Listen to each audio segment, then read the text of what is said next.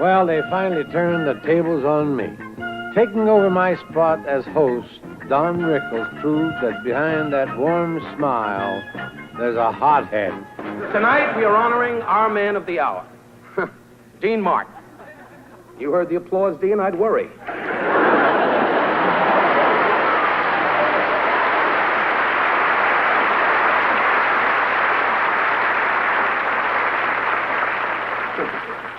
Can you imagine him, huh? Imagine him if he was in the infantry in World War II. Attack! Oh, I'm going to go lay down first. And so, who are we honoring tonight? A man who has trouble finding his legs. What an exciting night, folks. You can't believe I have chills just looking around, seeing all these people. Senator Goldwater, sorry about the election. So close. You could have been the president. We could have hung out together. Gee. How you feel, Bob? Spoke to the Texaco company. You're going to blow up Thursday. Bless you, Bob. Keep that image. They don't know at home you run around in your underwear going, "Where's Dolores?" You remember Dolores, the missus?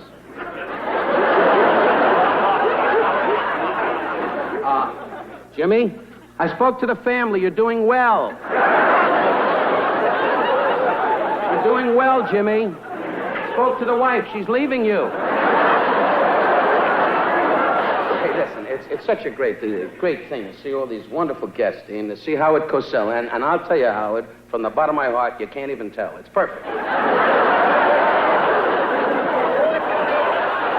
Come on, Senator, I laughed at you when you lost. Good to see Angie Dickinson sitting next to Joe Namath. When I blow the whistle, yell hike. Anyway, Jimmy, morning. Last night he fell into his own pants. But it's your night, boy. It's your big night. And I'm perspiring. I'm getting malaria. The Japanese guy went, "Oh, goody, goody."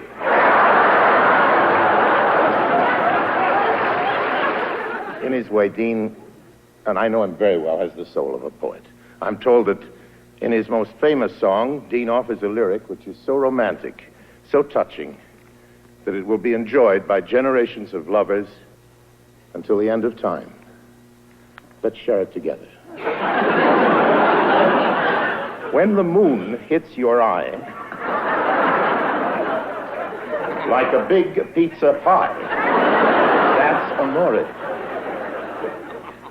Now, that's what I call touching, Dean. It has all the romanticism of a Tidy Bowl commercial.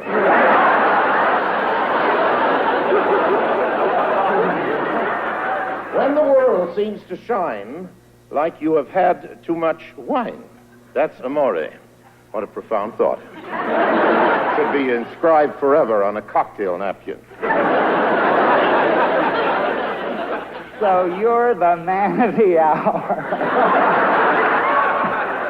I can't tell you what a thrill it is to be here. The only thing I'd give this up for is being guest of honor at a flash flood.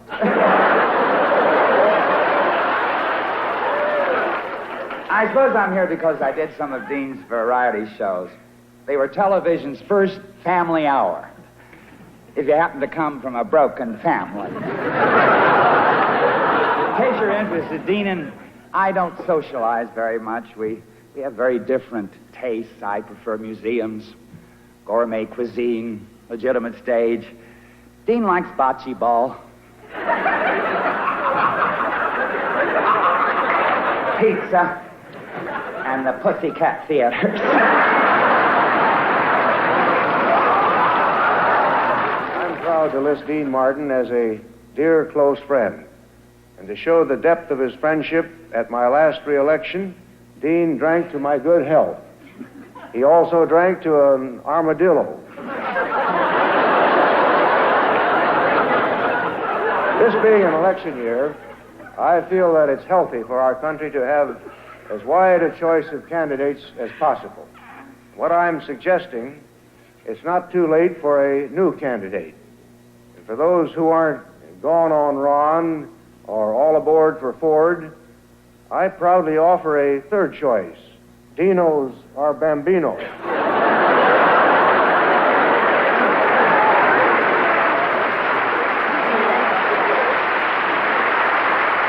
Yes, there's room in our political spectrum for the man of the hour.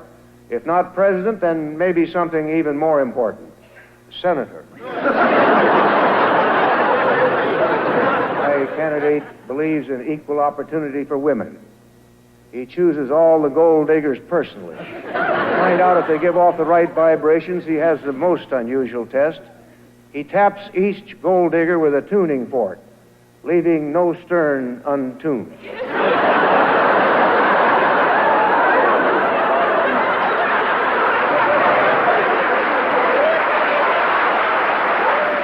Now listen, you're so good as a detective in movies. I thought maybe you could do an episode of Policewoman. I can just see us together. Pepper and Schlepper. We'd have the script tailored just, for your image and talent. We'd have the scene where you jump out of the car and you'd say, okay, up against the fender, and I'm going to frisk you from head to toe, and I hope it's me. And then we'd get back in to our patrol car after I'd persuade you to stay on the force. And we'd go to a neighborhood filled with people doing dangerous, unpredictable things. My jaws are so tired. Hey, this isn't a dentist show. Just do your act and get off. Well, that's the idea. Now do your job. I'm ordering Dean. Let's get back in the alley.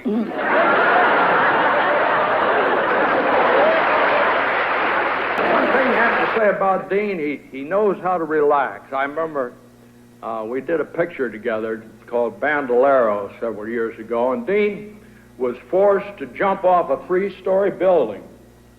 And he was forced to do it. And right in the middle of it, he fell asleep. I got something to tell you a little more serious than that, because I want to do it at this time. On that same picture, Dean saved me from drowning. As a matter of fact, he saved my life. It was we were doing this scene, and we were crossing a river, and I fell off my horse, and Dean rescued me and pulled me to shore and gave me mouth-to-mouth resuscitation. And, you can't imagine what effect mouth-to-mouth resuscitation from Dean Martin can have on you. I was going back to my hotel room to learn my lines and study the scene for the next day, and all of a sudden I said to myself, oh, to heck with it. I'll just show up when the cameras start and read it off the cue cards. And then the next day, during lunch break, without knowing it, I found myself in a phone booth calling a gold digger. Would you believe it? I ended up with Frank Sinatra and Sammy Davis. We were on our way to Acapulco. They're having a big blast down there. So, Dean, if it's okay with you, the next time you see me drowned, just leave me there. It's not that Dean drinks. It's what he does when he drinks. I mean, asking Kate Smith to go to Hawaii for the weekend.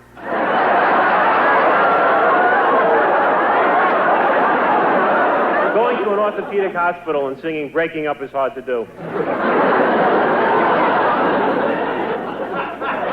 I mean, I've heard of guys having blackouts, but Dean can't remember anything that happened between the years 67 to 71. Well, Dean, as I sat here and listened to your friends talk about you, I was amazed. Really, I've never heard such scurrilous things being said about anyone who wasn't running for office. Some of you out there in election land may wonder what a politician is doing on a show business roast, but why not? the fine line between show business and politics is getting finer all the time. In fact, one of our distinguished opponents from the other side, as you know, is a former actor. I don't want to mention his name because according to the equal time rule, if I do, I'll have to mention the names of every other candidate, and we would be here till way after the 11 o'clock news just with the Democrats alone. Now tonight in 1976, our bicentennial year, we have come to honor Dean Martin as the man of the hour. But I believe that Dean could have been the man of any hour in our nation's glorious history. Why can't you just see Dean at the very birth of our nation? You know, the Revolutionary War. He may not have fired the shot heard round the world, but he would have drunk it. And you know...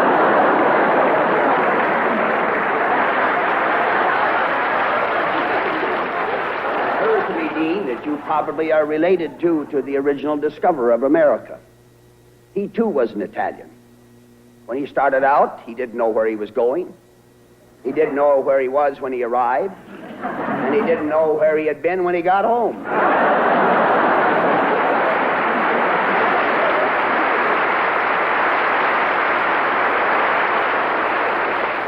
I feel kind of close to this wrinkled old wrangler.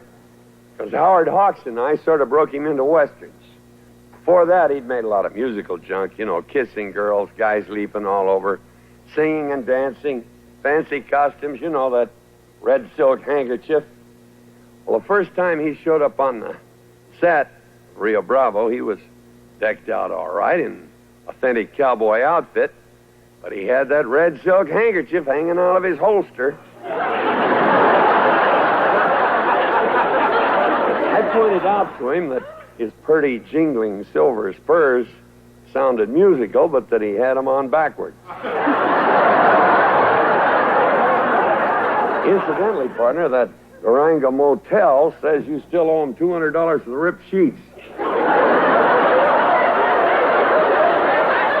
And the cocktail waitress figures that $9 ought to about due for the pantyhose.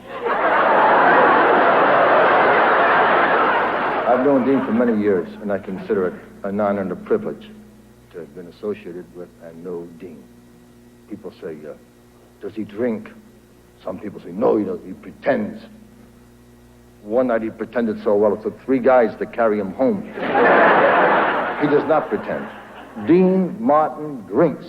Don't let anybody tell you any different. I saw him one night walking around with a snake in his hand trying to kill a stick. You have not lived until you have seen Dean Martin in a drunken stupor whistling for his dog. His voice.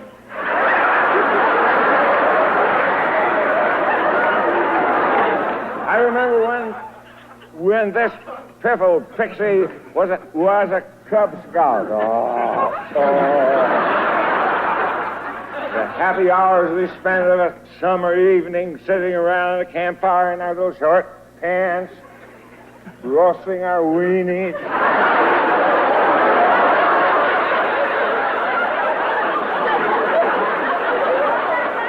And, of course, warming our buns. Thank you. I'd be delighted to be here at these auditions.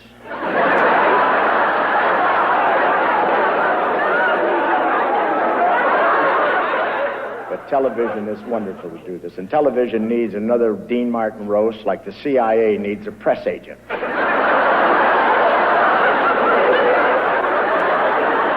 this is a great night. This night is about as exciting as watching the Walton family paper train their pet rock.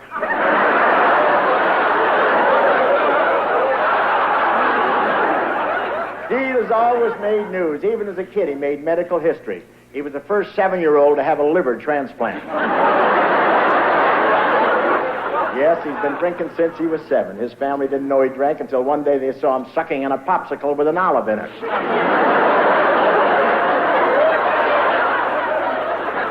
Dean got his start in show business singing with a Sammy Watkins band in Cleveland. He got $7 a night, 9 when he didn't show up.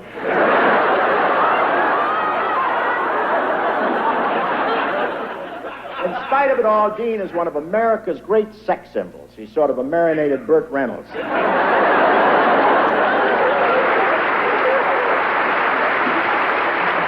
This gentleman in the business, everybody, from the day I first started on television, was Dean Martin's show with Greg Garrison, and they put 40 million celebrities in the audience, including Mr. Hope at the time. And just every star that was available came to watch me, and I perspired, and I said to Dean, I'm frightened to death, my goodness. And he said, no, you'll be great, Pally Boom and Greg Garrison. They believed in me, and they gave me an opportunity to be on Dean's show. He's an unusual man. You do not see him at too many social functions. He's not a crowd waver.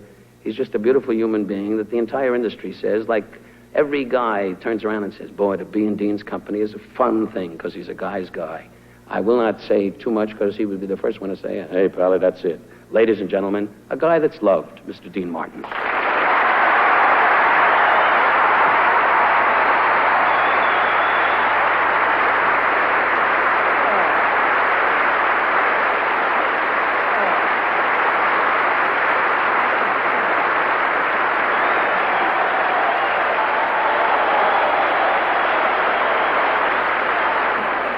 Say this is a distinguished-looking dais, or dais. I never knew what it was, dais or dais. It looks like the board of directors of a massage parlor.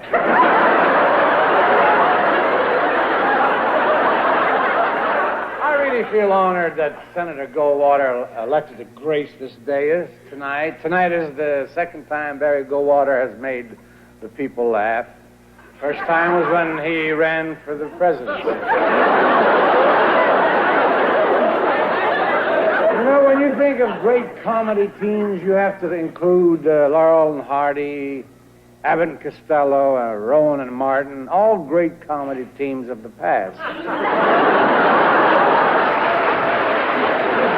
You know, I've been with NBC for over 20 years, and I'd like to thank you all for your loyalty and for looking in and sharing some laughs with us. I hope my most talented friends and I have provided you with a lot of them this evening.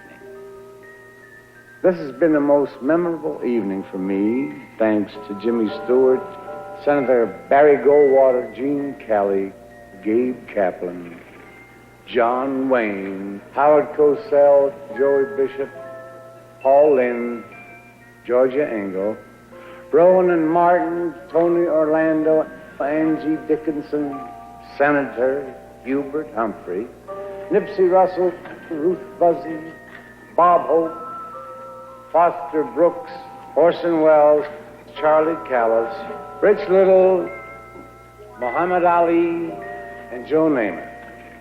And my host, my dear, dear friend, Mr. Don Rickles.